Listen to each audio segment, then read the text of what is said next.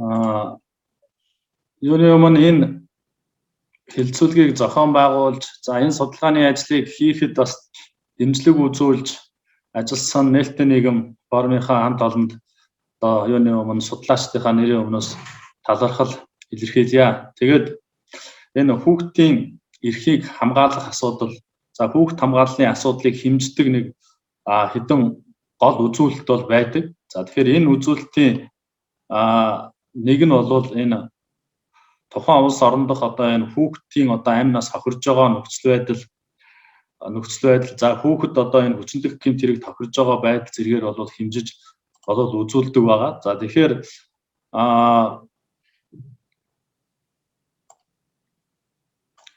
ер нь одоо энэ хүүхдийн хүчирхийллийн асуудал Монгол улсад байна уу гэдгийг бид бүхэн бол ингээд аваад нөхцөл байдал ямар байна вэ гэдэг ингээд үзэхээр Монгол улсад томруулчих уу? Яа. Тийм. Ингээд оо. Томруулчихно. За. Томруулчлаа.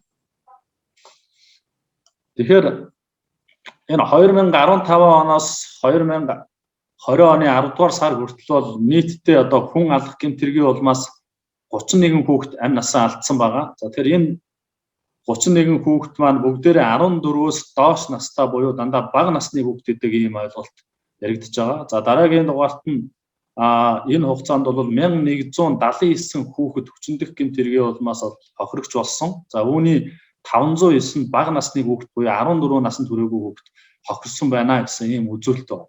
За мөн 2021 оны эхний 3 сарын байдлаар аваад үзэхэд за цагдаагийн байгууллагад бүтгэгдсэн мэдээлэлээс харахад 45 хүүхэд амь насаа алдсан байна. За энэ бол гадны нөлөөгүй ямар нэгэн байдлаар хүүхэд бол нас орсон гэсэн одоо дуудлага мэдээлэл байгаа.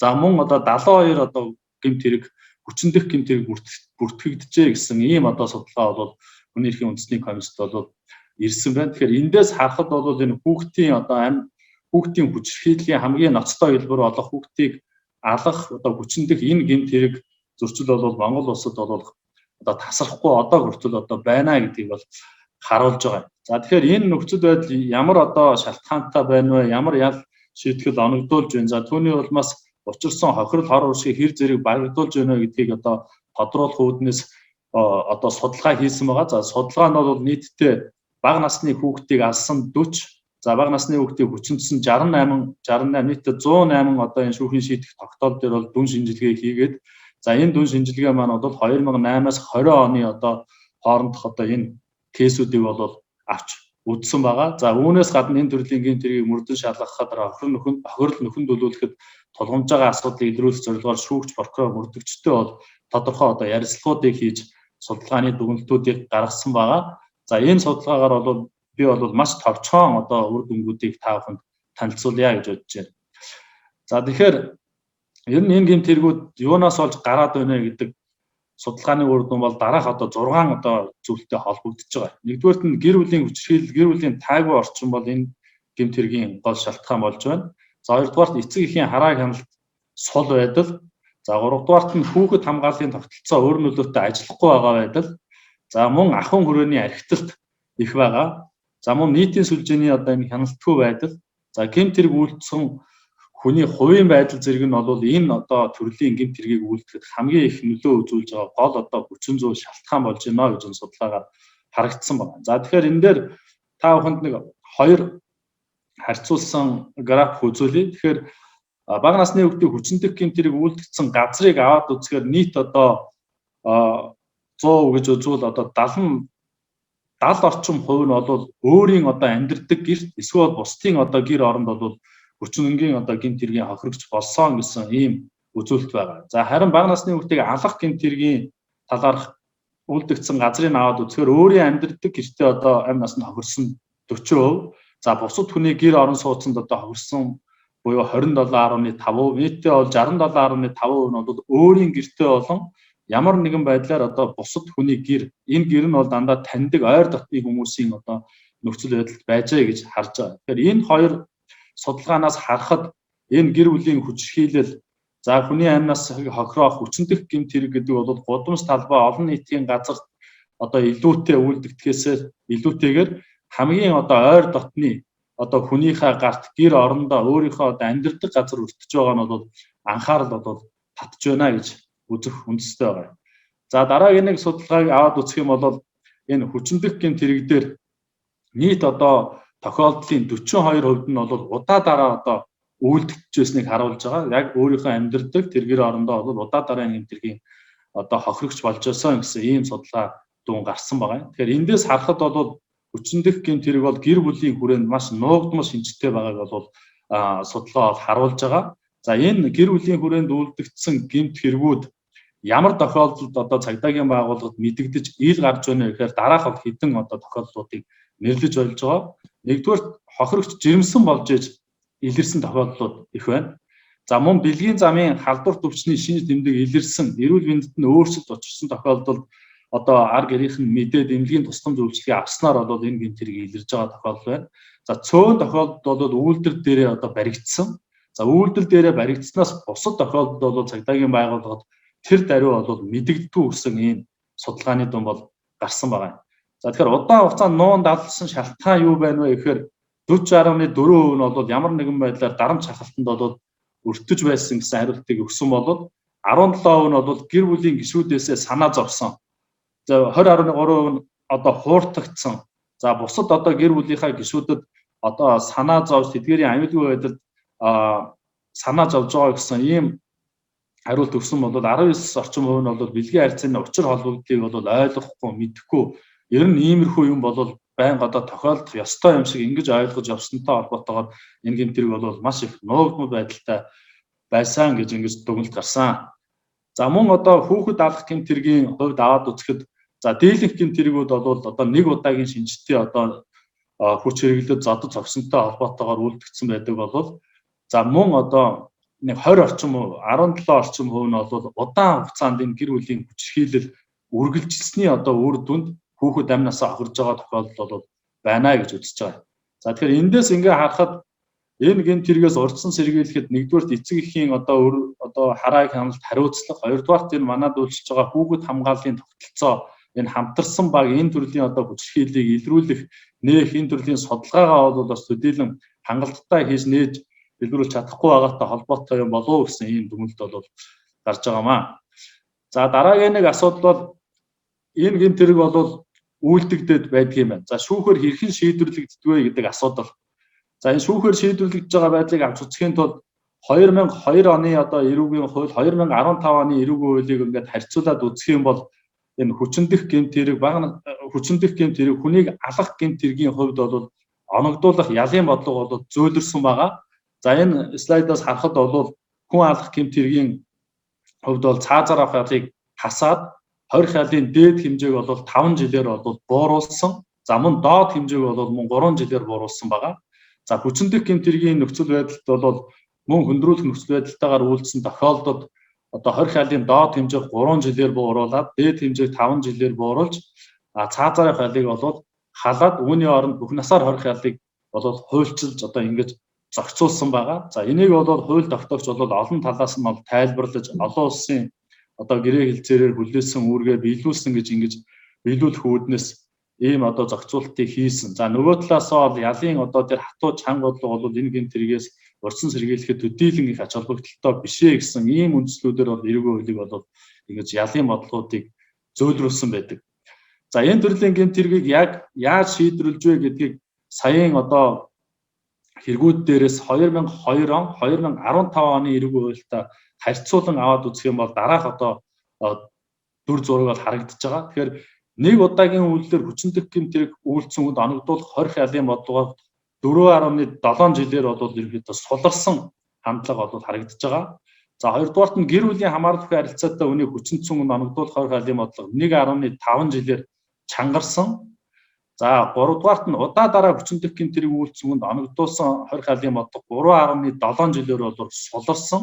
Мөн цаазаар халыг бол хассан одоо ийм үзүүлэлт бол гарч байгаа. За мөн бэлгийн харьцааны шинжтэй хүчирхэлсэн үйлдэлд оногдуулсан 20 хялын бодлого 6.3 жилээр бол чангарч ял оногдуулсан. За энэ төрлийн гэмт хэрэгт завдсан үйлдэлд оногдуулсан 20 хялын бодлого 4.4 жилээр бол чангарчээ. За ингээд 2002 оны эрүүгийн хуулийг 2015 оны эрүүгийн хуулийн энэ төрлийн гэмт хэрэгт оногдуулсан ялын одоо нийт одоо үр дүнгээ аваад үзэх юм бол 2017 оны хууль үйлчилж ирснээс хойш энэ төрлийн гэмтэрэгт оногдуулсан ялын бодлого бол 0.7 жил буюу одоо 7 сараар бол чангарсан бөгөөд одоо бүх насаар хорих ялыг бол оногдуулаагүй байгаа ийм дүр зураг харагдаж байгаа. За мөн энэ бага насны хүүхдийг алах гэмтэрэгт оногдуулсан ялын одоо бодлогыг аваад үзэх юм бол өмнөх одоо 2002 оны эрүүгийн хуулиар энэ төрлийн гэмтэрэгт дунджаар 22.2 жилийн хугацаагаар хорих ял эсвэл цаазаарх ялыг бол оноож ирсэн байдаг бол 2015 оны эрүүгийн хуулиар бол энэ төрлийн гэмтэрэгт дунджаар 14.2 жилийн одоо хугацаагаар хорих ял оногдуулсан. За ингээд ялын бодлого бол 7.9 жилээр бол суларсан гэж дүгнж болохоор байгаа. За мөн энэ төрлийн гэмтэрэг болон хүчндэх гэмтэрэгт одоо цаазаарх ялын оронд оногдуулахаар заасан бүх насаар хорих ялыг бол хэрэгэлсэн тохиолдол одоо 2020 оны байдлаар бол одоо шүүхийн бараагтд бол гараагүй байна гэж ингэж дүгнж болж байгаа. За ингээд тодорхой хэмжээний гэмтэрэг бүртгэгдээд энд ял шийтгэлийг бол оноочдог асуудал бол байна. За ингээ оноосны дараа юу бий болдгоо гэхээр энэ учирсан хохирол хор уршигын тухай асуудал яригддаг. За бидний авч үзсэн судалгаагаар бол за хүний амнаас хохирсны дараа бол хор уршигыг бол бас хэмжих боломжгүй болчдөг. За харин энэ хүчндэх гэмтэргийн дараа ямар одоо үлдэц хор уршиг одоо бий болсон бэ гэдгийг аваад үзэх юм бол за эрүүл мэндийн хувьд бол өөрчлөлт орж ямар нэгэн гэмтэл бэртэлтэй болсон гэж одоо судалгаанд одоо хохирогчдын 25% нь бол ийм гэмтэлтэй болсон байдаг. За мөн 19.1% нь бол сэтгцийн өөрчлөлттэй болж үлдсэн. За 33.8% нь бол жирэмсэн болсон ийм үр дагавартай. За 5.8% нь бол тухайн одоо хохирогчийн одоо эцэг их гэдэг юм уу гэр бүл салсан одоо ийм одоо шууд бус үр дагаврууд бий болсон. За зарим тохиолдолд бол хохирогч сургууль завсардсан, нийгмээс одоо тусгаарлагдсан, нийгэмд одоо өөрийн байр сууриа эзэлж явахад одоо хүндрэлтэй байдал бий болсон гэсэн ийм одоо хор уршиг учирсан болоод за 11.7% нь бол бусад хор уршиг буюу гэр бүлд нь байнгын одоо тийм хэрүүл эсвэл бусдаас ирэх дарамт за мөн одоо нэр төр алдар хүндэнд доромжлогдсон зэрэг ийм хохирлууд бол учирсан гэсэн ийм судалгааны дүгнэлт гарчээ. За энийг ирэн шүүхээр яаж шийдвэрлсэн байна вэ гэдгийг аваад үзэхээр ерөнхийдөө хүний амнаас хохирсон хэрэгдээр за оршуулга, за эмчилгээ, одоо өмгөөлөгчийн зардал, за хохирогчийн одоо хууль ёсны төлөөлөгчийн одоо энэ унааны зардал зэрэг материалын зардлыг бол шүүхээс нотлого баримтыг үндэслэн шүүгдэгчээс бол гаргуулж одоо ингэж шийдвэрлүүлэхээр бол тусгасан байдаг. Тусгаж энийг бол зохих хэмжээнд бол шийдвэрлэдэг. За яг энэний дараа бол тэр үлдэж байгаа хохирогчд бий болсон тэр сэтгэл санааны хохирол, нэр төр алдар хүнд за бусад одоо тэр сэтгцийн өөрчлөлттэй холбоотой энэ гомдлыг бол шийдвэрлэдэггүй болох нь эндээс харагдаж байгаа. Тэгэхээр сэтгэл санааны хохирол, нэр төр алдар хүндээ сэргийлэх бусад зайлшгүй шаардлагатай нөхөн төлбөрт бол хохирогч 5-аас одоо 100 сая төгрөгийн хохирлыг бол нэхэмжилсэн боловч нэхэмжлийн шаардлагыг бол хангалтгүйгээр гим хорыг иргэний журмаар шүүгэж шийдвэрлүүлэх хэрэгтэй болохыг ингээд шийдэх тогтоолдол дурдаад ингээд үлдээдэг. За ингээд энэ хохирогч нар маань одоо цаашдаа энэ иргэний журмаар энэ асуудлаа шийдвэрлүүлэх гээд явах одоо тэр боломж нөхцөл бол маш хомс эдгээрийг бол ингээд хөөцөлдгөө орхигдох нь бол судалгаанаас бол харагдаж байгаа. За яагаад ингэж орхигдгөө гэдэг асуудлыг аваад үзэхээр бол энэ шүүгч, прокурор мөрдөгчтэйгээс ярилцлагын дүнгээс харахад энэ хууль ёсны төлөөлөгчийн асуудал бол хүндрэлтэй байдаг. Ихэвчлэн энэ гэр бүлийн хүрээнд үлдэгдсэн байдаг тул ээжийг юм уу эсвэл ойр дотных нь үнийг одоо нэхэмжлэхээр нэхэмжлэхээр одоо тогтоохоор нэхэмжлэх зүйл байхгүй гомдол саналгүй гэдэг ийм үндслээр бол энэ хэрэгээ бол шийдвэрлэхэд бол бас хүндрэл учруулдаг ийм асуудал гардаг. За мөн ар гэрийн зүгээс хил ам гардаг, хэрэгт нөлөөлөх гэж оролддог, нөхрөө ах дүүсээ ялаас чөлөөлөх гэж бага насны хүүхдийн ирэх ашиг бол бас хохироодог тохиолдлууд бол түгээмэл гарч байна гэсэн ийм хариултыг өгдөг. За мөн одоо 14 наснд хүрээгүй хүүхдүүд бэлгийн хүчирхийлэлд өртсөн тохиолдолд бол ямар нэгэн одоо сэтгэл зүйн бол гутрал одоо өөрчлөлтүүд бол бий болдгоо. Энэ нь бол хэргийг мөрдөн шалгах, хохирлыг бодиттойгоор тогтооход бол хүндрэл учруулдаг гэсэн ийм хариу өгч өсөн. За мөн гэр зоригчийг хамгаалах тухай тэдгэрийг хамгаалтанд авах талаар бол их ярьдаг боловч яг энэ төрлийн гэмт дээр бол энэ бол хэрэгждэггүй. Аль болох одоо ар гэрийнхэнд нь бол хүлээлгэн бас өгөх ийм хандлага байдаг. За ар гэрээс нь бол тусгаарлах зайлшгүй шаардлага байдаг шүү гэдгийг бол бас энэ дээр бол дурдсан байгаа. За мөн сэтгэл санааны охирол тооцож олгосон практик бол өнөөдрийн байдлаар бол байхгүй. Энэ төрлийн одоо үйлчлэгээ явуулдаг сэтгэл зүйч одоо тэр бол ховор яг тогтсон ямар үнэлгээ аншаар энэ сэтгэл санааны охирлыг бий болгох вэ гэдэг энэ ийм одоо шаардлагатай үүднээс бол нотлог баримт нь бүрддэггүй тэдгэрийг тогтоож тодорхойлж чаддгүй гэсэн ийм одоо асуудал гарч байгаа. За мөн хохирогчд гэр бүлийн зүгээс дарамт үзүүлдэг өгсөн мэдүүлгээ одоо буцаах. За мөн одоо амиа одоо хорлох хүртэл ийм одоо тохиолдлууд бол хохирогчдоос гарч ирсэн нь бол судалгаагаар бол тогтоогдсон. За тэгэхээр энэ нөхцөл байдлуудаа үндэслээд юуг анхаарах ёстой вэ гэхээр бол дараах одоо хэд хэдэн зөвлөмжийг бид бүхэн гаргаж байгаа. Нэгдүгээрт бол энэ бага насны хүүхдийг алах болон хүчнэлт гэмтэргийн хохирогчд олох нөхөн төлбөр хор уршгийг арилгах эрх зүйн зохицуултыг одоо судлах. За байгаа энэ хууль тогтоомжийг бол нэг мөр одоо хэрэгжүүлэхэд бол анхаарах шаардлага байна гэж ингэж үзсэн. За дараагийн дугаарт нь бол энэ бага насны хүүхдийн хүчнэлт гэмтэрэгт хөөгөлцөх хугацааг 20 жилээр тогтоох зэрэг ийм одоо хуулийн одоо зохицуултыг бол олон улсын туршлага гадаад орны зарим одоо сайн туршлагаас судалж бол оруулах шаардлага байгаа.